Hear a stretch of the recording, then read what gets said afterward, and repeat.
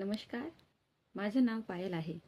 तुमचं पायल टेक मराठी या यूट्यूब चॅनलवर मनापासून स्वागत आहे.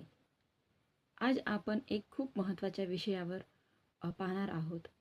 डिजिटल स्किल्स शिकायला नेमका किती वेळ लागतो? बऱ्याच लोकांना असं वाटतं की डिजिटल स्किल्स शिकायला खूप जास्त वेळ लागतो आणि त्यामुळे ते सुरुवातच करत नाहीत. पण खरं सांगायचं तर रोज थोडा थोडा वेळ दिला तर कोणीही डिजिटल स्किल्स शिकू शकतं.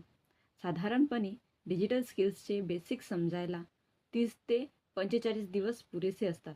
त्यानंतर जर तुम्ही रोज प्रॅक्टिस करत राहिलात तर 2 ते 3 महिन्यात तुम्हाला त्या स्किलमध्ये कॉन्फिडन्स येतो.